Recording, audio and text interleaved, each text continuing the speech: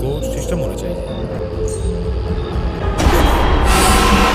कहानी की शुरुआत होती है और हमें अंगद नाम के एक फौजी को दिखाया जाता है जो कि देर रात को ट्रेन से अपने घर जा रहा होता है और ट्रेन के गेट पर खड़ा होकर चांदनी रात का आनंद लेने लगता है। इसके बाद वह अपनी सीट पर जाकर बैठ जाता है और अपनी प्रेमिका का फोटो देखने लगता है। आने वाले कुछ टाइम में ही अंगद की उससे शादी होने वाली है। खैर इसी दौरान हम इस ट्रेन में दो और लड़कों को भी देखते हैं जो कि ब्लॉगर होते हैं, यानी कि अलग अलग गाँव की खबरों को अपने यूट्यूब चैनल के माध्यम से लोगों तक पहुँचाते हैं और अपने कंटेंट की तलाश में ही वे दोनों किसी गांव जा रहे होते हैं। तभी इनमें से एक लड़का अंगद से पूछता है कि अगला स्टेशन कौन सा है, जिस पर अंगद उन्हें बताता है कि अगला स्टेशन नुचवाना गांव का आने वाला है और वह भी उसी गांव जा रहा है। अब ये दोनों लड़के जैसे ही नुचवाना गांव का नाम सुनते हैं तो ये लोग अंगद से पूछने लगते हैं कि क्या ये वही गाँव है जिसकी डायन की खबर दूर दूर तक मशहूर है। और हमने तो ये भी सुना है कि नुचवाना गाँव में एक बहुत ही ज्यादा खतरनाक डायन रहती है और जो भी व्यक्ति देर रात को अपने घर से बाहर निकलता है वह डायन उसे मार देती है। जिस पर अंगद उनसे कहता है कि इन खबरों का सच क्या है ये तो उसे भी नहीं पता, क्योंकि उसका इस गांव में कभी कभार ही आना होता है। लेकिन हाँ, आज तक उस डायन का सामना अंगद से तो बिल्कुल नहीं हुआ है। खैर इसके बाद नुचवाना गांव का स्टेशन आ जाता है और अंगद इन दोनों लड़कों को गुड बाय कहकर अकेले ही नुचवाना गाँव की तरफ निकल जाता है। फिर हमें अगले दिन का सीन दिखाया जाता है जहाँ अंगद सबसे पहले अपने मॉम डैड से मिलता है, जहाँ उसके मॉम डैड भी उसी डायन के बारे में बात कर रहे होते हैं। लेकिन अंगद उनकी बातों पर ज्यादा ध्यान नहीं देता और अपने मॉम डैड से मिलने के बाद गाँव में घूमने के लिए निकल जाता है। इसके बाद हम मारुति नाम के एक आदमी और उसके चेले को देखते हैं। मारुति ने गांव में एक शॉप खोल रखी है जिस पर वह सभी प्रकार के टोने टोटकों से लोगों को बचाने के लिए अपने तंत्र मंत्रों से उनका उपचार करता है और डायन से बचाने के लिए लोगों को माला और ताबीज भी देता है और इन्हीं चीजों को बेचकर मारुति का खर्चा चलता है। खैर इसके बाद हम अंगद को देखते हैं जो कि अपने भतीजे से मिलने के लिए उसकी काजू बादाम की शॉप पर जाता है और अपनी काजू बादाम की शॉप को फेमस करने के लिए अंगद के भतीजे ने अपना नाम काजू और अपने दोस्त का नाम बादाम रख लिया है और फ्री टाइम में काजू और बादाम अपने यूट्यूब चैनल पर नुचवाना गांव की भूतिया घटना का ब्लॉग बनाते हैं और अपने यूट्यूब चैनल पर अपलोड करते हैं और उनकी वीडियो को लोगों द्वारा भी बहुत ज्यादा पसंद किया जाता है। खैर इसके बाद अंगद अपनी प्रेमिका से मिलता है और उसे एक मोबाइल भी गिफ्ट करता है, जिसे देख उसकी प्रेमिका बहुत ज्यादा खुश हो जाती है और उसी फोन से अपनी और अंगद की सेल्फी लेने लगती है, क्योंकि जब अंगद ड्यूटी पर चला जाएगा तब जब भी उसे अंगद की याद आएगी वह उसके फोटो को देख लिया करेगी।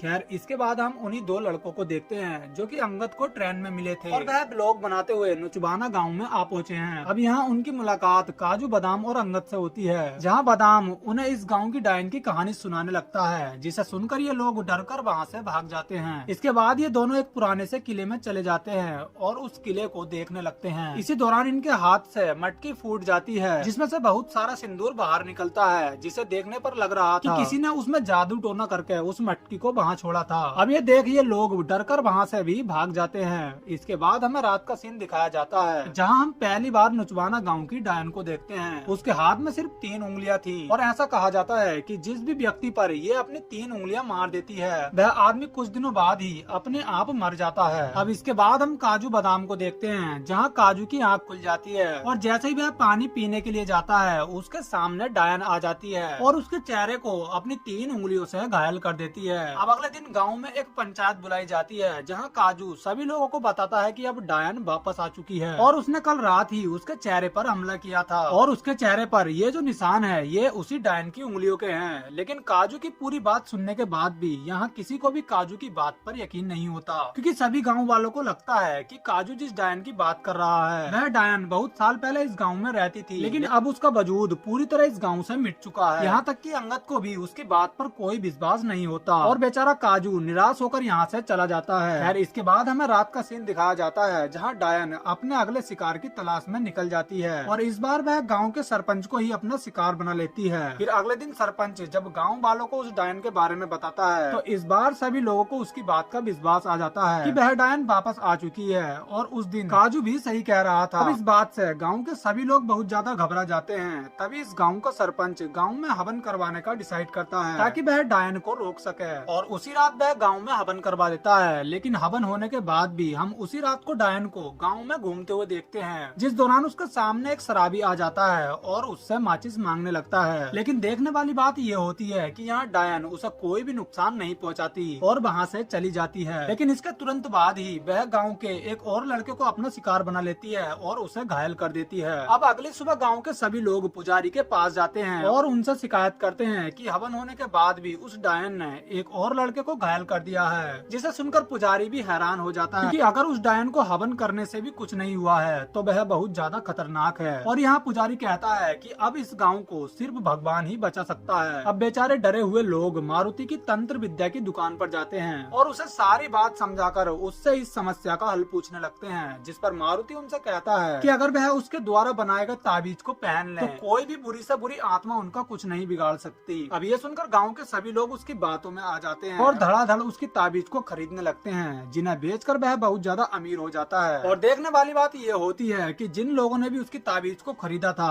उन्हें डायन भी कोई नुकसान नहीं पहुंचा रही थी। अब धीरे धीरे पूरे गाँव के लोग मारुति की उन ताबीज को खरीदकर अपने गले में पहन लेते हैं। लेकिन कहीं न कहीं अंगद को इस सब में मारुति की कोई चाल लगती है, इसीलिए वह उसके ताबीज को नहीं खरीदता है। हालांकि मारुति उसे बहुत समझाता है कि वह उसके ताबीज को खरीद ले, वरना डायन उसे भी अपना शिकार बना सकती है। जिस पर अंगद उससे कहता है कि वह एक फौजी है और उसे किसी भी डायन वगैरह से डर नहीं लगता। अब बहुत समझाने के बाद भी अंगद मारुति की कोई बात नहीं मानता, जिसके बाद मारुति वहाँ से चला जाता है। फिर हमें रात का सीन दिखाया जाता है जहाँ अंगद अपने घर के बाहर गार्डन में सो रहा होता है और इस बार डायन अंगद को ही अपना शिकार बना लेती है। और अब डरा हुआ अंगद मारुति के पास जाता है और उससे कहता है कि उसने उसकी बात ना मानकर बहुत बड़ी गलती कर दी है, जिस वजह से ही डायन ने अंगद को अपना शिकार बना लिया है। अब यहाँ मारुति भी अपना सीना चौड़ा करके बोलता है कि मैंने तो तुम्हें बहुत समझाया था लेकिन तुम्हें मेरी बातें झूठी लगती थी, लेकिन अब जब तुम्हारे साथ खुद ये घटना हुई है तब तुम्हें मेरी बातों का विश्वास आया है। अब यहाँ अंगद मारुति से अपनी गलती के लिए माफी मांगता है और उसके ताबीज को भी खरीद लेता है और वहाँ से चला जाता है। अब इसके बाद हम रात का सीन देखते हैं जहाँ मारुति आज बहुत ज्यादा दारू पी लेता है और किले के अंदर चला जाता है। तभी उसके सामने अचानक से एक दूसरी डायन आ जाती है, जिसे देख मारुति बहुत ज्यादा डरने लगता है और उसके आगे गिड़गिड़ाने लगता है कि वह उसे बख्श दे। अब डायन उसे और भी ज्यादा डराने लगती है, जिसके बाद वह बेहोश होकर वहीं पर गिर जाता है। और सुबह जैसे ही उसकी आंख खुलती है वह यह कहता हुआ किले से बाहर आता है कि कोई उसे बचाओ, क्योंकि उसने रात असली वाली डायन को देखा है। अब यहाँ मारुति की ये बात सुनने के बाद हमें पता चलता है कि अब तक जो डायन लोगों पर अटैक कर रही थी वह असली डायन नहीं थी बल्कि नकली डायन थी। अब गांव के सभी लोग वहां आ जाते हैं और तभी अंगद सबको बताता है कि जिस डायन ने मारुति को डराया है वह और कोई नहीं बल्कि अंगद की ही प्रेमिका है और उसी ने उसे मारुति को डराने के लिए कहा था,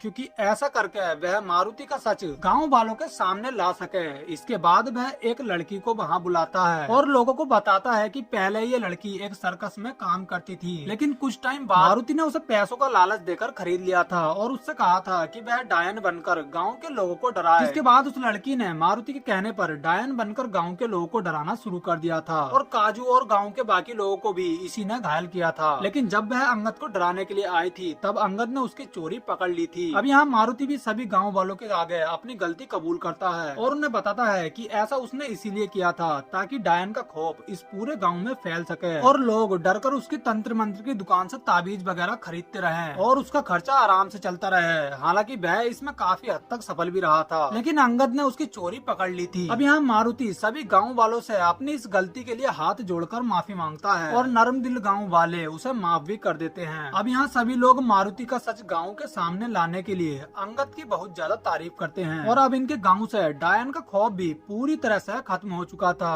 और इसी के साथ इस कहानी का अंत हो जाता है। तो दोस्तों ये थी नुचवाना गांव की डायन की कहानी, और अगर आपको ये कहानी पसंद आई हो तो इस वीडियो को एक लाइक जरूर कर देना और साथ ही हमारे चैनल को सब्सक्राइब करके नोटिफिकेशन बेल को भी ऑन कर लेना। Thanks for watching guys.